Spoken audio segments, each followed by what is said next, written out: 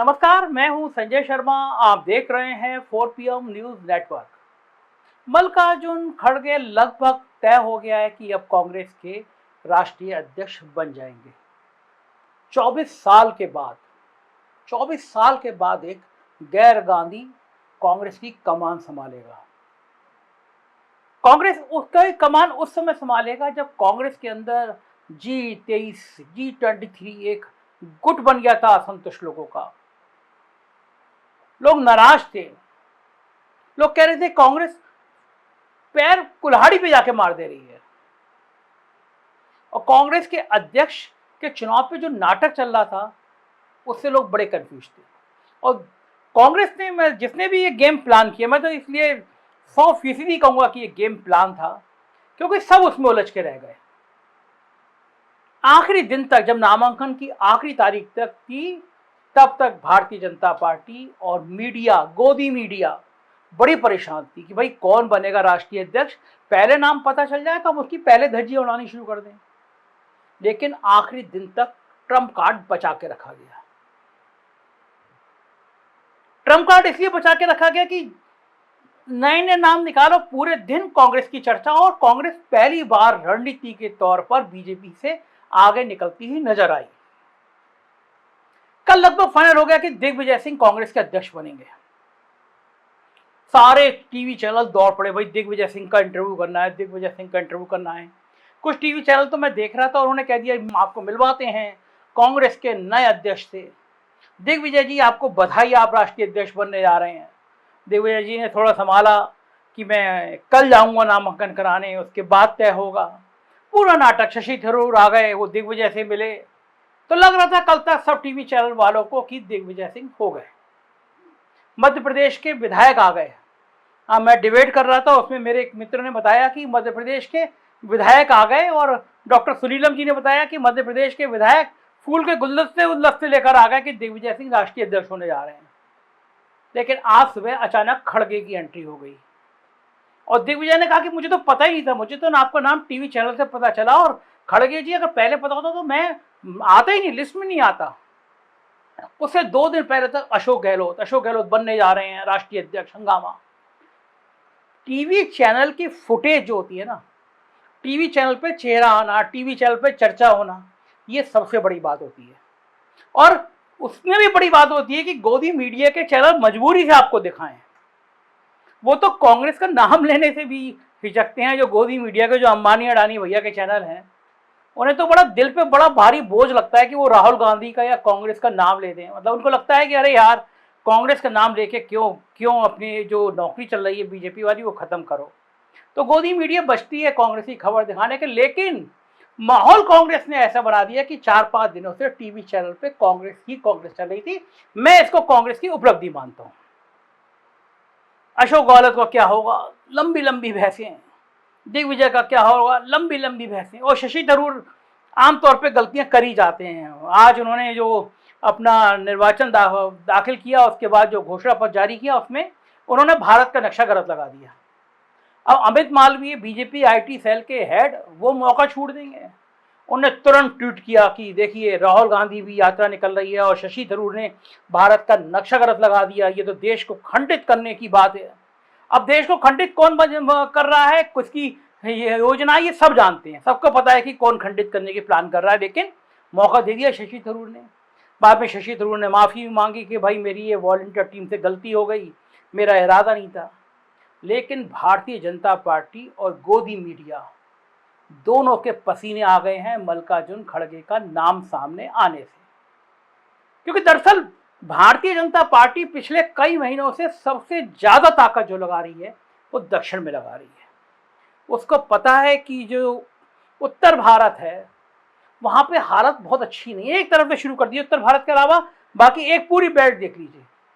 बंगाल में जो सीटें थी पिछली बार, लोग कह रहे हैं कि ममता बनर्जी ने जो शतरंज की चौसर बिछाई है, जितने लोग बीजेपी में गए थे सबको वापस ले आए हैं, तो बीजेपी वहां से 2-3 सीटें जीत ले, तो ये बहुत बड़ी बात है। बिहार में नीतीश कुमार ने सारा पासा पलट के रख दिया है। अमित शाह खुद कह चुके हैं कि बिहार में 3 बड़ी ताकतें हैं, 2 ताकत जिधर हो जाती हैं उधर ही बहुमत आ जाता है। और इस बार बिहार में दो ताकतें एक तरफ हैं, भारतीय जनता पार्टी के खिलाफ हैं। लालू और नीतीश की जोड़ी कमाल कर रही है। उत्तर प्रदेश को लेकर बड़ा संशय है। मैंने एक दिन स्टोरी करी थी कि कुछ लोगों की निगाह 2024 पे और कुछ लोगों की निगाह 2029 पर है। अगर इस बार मोदी सरकार नहीं बनती है तो 2029 में योगी आदित्यनाथ एक प्रबल दावेदार हो सकते हैं प्रधानमंत्री पद के लिए, भारतीय जनता पार्टी के लिए। अब इस बात पे कोई यकीन करेगा नहीं करेगा, लेकिन बीजेपी के अंदर एक चर्चा चल रही है कि क्या कहीं योगी जी कुछ खेला तो नहीं कर देंगे, क्योंकि दिल्ली भी योगी आदित्यनाथ को घेरने की कम कोशिश नहीं करता है, उनके कामों में रोड़ा अड़ाता है, कामों में परेशानी पैदा करता है। तो जब मध्य प्रदेश और राजस्थान में सारी सीटें थी, जो हालात बन रहे हैं उसमें काफी सीटें बीजेपी हार सकती है।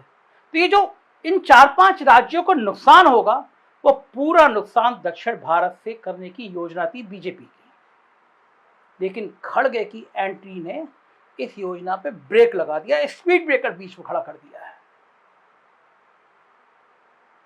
कांग्रेस कि इस योजना ने बीजेपी के सामने एक संकट खड़ा कर दिया कि अब वो खेल क्या करे। कर्नाटक का मैं उदाहरण दे रहा हूं। आज राहुल गांधी की यात्रा थी, बड़ी संख्या में पोस्टर होर्डिंग फाड़ दिए गए राहुल गांधी, कर्नाटक में फाड़ दिए गए। ये जो हालात हैं ये क्यों बन गए? क्योंकि कांग्रेस के राष्ट्रीय अध्यक्ष के नाम पर एक ऐसा दलित चेहरा सामने आ गया जिसने सारे समीकरण बदल दिए। दरअसल कांग्रेस पार्टी के स्थापित वोट बैंक की जो पिरामिड थ्योरी थी उसमें बीडीएम, ब्राह्मण, दलित, मुस्लिम उसके आधार हुआ करते थे, लेकिन 1990 में मंडल ने सब कुछ बर्बाद करके रख दिया। देश में एक बड़े लंबे दौर तक कांग्रेस ने केवल ब्राह्मणों को, दलितों को, मुसलमानों को ये एक पॉकेट बना के रखा था। और लोग कहते थे कि जब तक ब्राह्मण, दलित, मुसलमान एक फोरम पे है तब तक कांग्रेस का परचम, कांग्रेस का झंडा, कांग्रेस की लहर कोई रोक नहीं सकता। और कांग्रेस ने एक बहुत लंबे समय तक वास्तव में सत्ता इसी गठजोड़ से हासिल की है। बाद के दिनों में कांग्रेस दक्षिण और पश्चिम और पूर्वोत्तर भारत में मजबूती से खड़ी रही और इसके बूते लोकसभा में भी, खराब हालत में भी 140 से ऊपर बनी रही। लेकिन आंध्र के मुख्यमंत्री वाईएस के हेलीकॉप्टर दुर्घटना में निधन, आंध्र प्रदेश के बंटवारे में जल्दबाजी, शरद पवार से 2014 में समझौता टूटने और पंजाब में दलित कार्ड फिल होने के कारण इन सब इलाकों में कांग्रेस के पांव उखड़ने लगे। अब खड़गे कार्ड से विंध्य के दक्षिण में कांग्रेस बीजेपी की जड़ें खोदने का काम कर सकती है। कर्नाटक में उदाहरण दे रहा था, कर्नाटक बीजेपी के लिए बिल्कुल हॉट केक था। बीजेपी ने जान लगा रखी थी कि कर्नाटक में ज्यादा से ज्यादा सीटें आनी है, लेकिन राहुल गांधी की कर्नाटक की यात्रा को लेकर जो उत्साह लोगों में नजर आया है, जो लोगों की दीवानगी नजर आई है, उसने भारतीय जनता पार्टी के पसीने छुड़ा दिए। क्योंकि दक्षिण में अगर जो खड़गे का नाम आएगा, दलित चेहरे का नाम आएगा, और खड़गे ने दक्षिण में काफी मेहनत के संग अपना वजूद बनाया है। कर्नाटक में अगर खड़गे को राष्ट्रीय अध्यक्ष बनने के बाद सिद्धरामैया के साथ अच्छा तालमेल होता है तो कर्नाटक भारतीय जनता पार्टी के लिए दूसरा बंगाल बनने वाला है, सारे सपने तोड़ने वाला है। उस दौर में जब कांग्रेस पीक पे थी, जिसका मैं जिक्र कर रहा था, उस समय दलित वर्ग में काशीराम का एक नायक के तौर पर वर्ग के सामने आने की घटना ने कांग्रेस के दलित बेस को झंझोड़ दिया, जो आज तक चलता रहा। अब कांग्रेस ये मैसेज देगी कि हमने पहली बार पंजाब में सीएम दलित बनाया और हमने अपना राष्ट्रीय अध्यक्ष भी बाबू जगजीवन राम के बाद फिर दलित बनाया। ये शायद मायावती की राजनीति को ब्रेक करे और दलितों में एक संदेश है। कर्नाटक में अप्रैल 2023 में चुनाव में वहां 16% दलित मतदाता है। ये पिछले चुनाव में बीजेपी के संग चले गए थे 16%, वहां 14% मुसलमान है। लिहाजा कर्नाटक में खड़गे कार्ड चल गया और सिद्धरामैया का ओबीसी चेहरा आगे आ गया तो कर्नाटक में बीजेपी को पसीने आ जाएंगे। और मैं दलितों की बात कर रहा था, जब से नरेंद्र मोदी की सरकार आई है तब से दलित वोटर्स को लाभार्थी में बदलने के चलन ने जोर पकड़ा है। भारतीय जनता पार्टी की रणनीति दलितों के मामले में एकदम क्लियर रही है। रामनाथ कोविंद को राष्ट्रपति भवन में बैठा दो, मायावती को सीबीआई ईडी का डर दिखाकर घर बैठा दो, और उसके बाद जो कंफ्यूज दलित वोटर है उनको गैस का सिलेंडर और 5 किलो राशन देकर लाभार्थी बना दो। लेकिन अब ना तो रामनाथ कोविंद राष्ट्रपति भवन में और ना ही दलित वोटर में अब लाभार्थी चेतना उस हद तक प्रभावी है जैसे 2019 में थी। अब लाभार्थी जो दलित लाभार्थी कह रहे हैं इसमें क्या एहसान कर रहे हैं, ये तो हमारा हक है, हमारी पैसा हमको लौटा रहे हैं। उनको लग रहा है कि भाई कांग्रेस भी मनरेगा में मजदूरी दिया करती थी, कांग्रेस भी राशन दिया करती थी, तो कह रहे हैं कि तो हमारा हक है, बीजेपी इसमें एहसान क्यों दिखा रही है। दलितों के मामले में मध्य प्रदेश, राजस्थान, उत्तर प्रदेश में दलित वोटर की संख्या 20% से ज्यादा है और यहां भी खड़गे दलित हैं, ये बात कांग्रेस जोर शोर से कहेगी। अब दूसरी समस्या बीजेपी की क्या है, दलित होने की वजह से भाजपा खड़गे पर सीधे अटैक करने से बचना चाहेगी। कांग्रेस का आईटी सेल भी खड़गे के रंग के ऊपर एक टीवी चैनल पर जो संबित पात्रा ने एक बहुत आपत्तिजनक टिप्पणी की थी उसको वायरल करेगा, लाभ उठाएगा, जैसे अमित मालवीय करते हैं बीजेपी की तरफ से।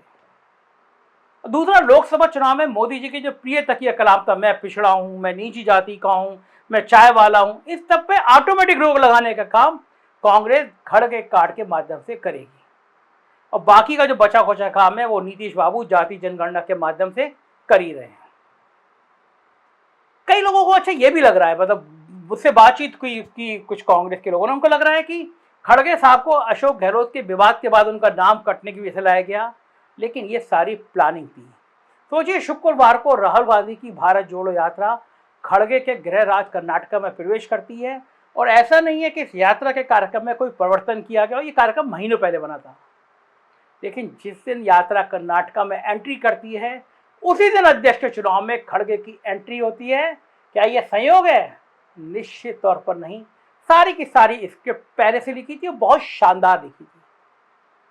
अब देखने वाली बात यह होगी कि कांग्रेस अपने खड़गे कार्ड को लोकसभा चुनाव में और उसके पहले कई राज्यों के विधानसभा चुनाव में कितना भुना पाती है। लेकिन बड़ी परीक्षा सबसे बड़े राज्य उत्तर प्रदेश में होनी है, 80 लोकसभा सीटें। कांग्रेस दक्षिण में मजबूत हो रही है और जगह मजबूत हो रही है, उत्तर प्रदेश को पता नहीं क्यों छोड़ रखा है। 6 महीने हो गए, प्रदेश अध्यक्ष ही नहीं है। ऐसा किसी राष्ट्रीय पार्टी के साथ होता हुआ हो, ये मैंने पहली बार देखा। लड़की हूं, लड़ सकती हूं का नारा देने वाली प्रियंका गांधी गायब हैं और प्रियंका गांधी के सिपहसालार संदीप सिंह और धीरज गुजर गायब हैं। कांग्रेस मुख्यालय में जैसे कहते हैं कुत्ते लौटना, कुत्ते लौटते रहते हैं। कार्यकर्ता आते हैं, धीरज गुजर का फोन उठता ही नहीं है, संदीप सिंह गायब है।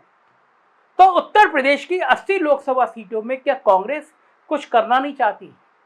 जब पार्टी प्रदेश अध्यक्ष नहीं बना पा रही तो नीचे स्तर तक कार्यकर्ताओं का क्या हाल होगा ये जानेंगे, आप समझ सकते हैं। अब अभी भी जयराम रमेश का कहना है कि यूपी के लिए हमारे पास प्लान है, लेकिन चुनाव में प्लान रखे नहीं जाते, चुनाव में प्लान एग्जीक्यूट किए जाते हैं। तो हेगड़े कार्ड उत्तर प्रदेश में कितना चलाएंगे, उत्तर प्रदेश जैसे 80 लोकसभा सीटों में क्या क्या करेंगे, ये देखने वाली बात होगी। कांग्रेस की राजनीति पे हमारी निगाह रहेगी। देखते रहिए 4PM न्यूज नेटवर्क। खरी खरी सुनना हो, सच सच सुनना हो तो 4PM को सब्सक्राइब करिए। उत्तर प्रदेश की खबरें देखनी हो तो हमारा दूसरा चैनल 4PM यूपी और बिहार की खबरें देखनी हो तो 4PM बिहार को सब्सक्राइब करिएगा। शुक्रिया, थैंक यू।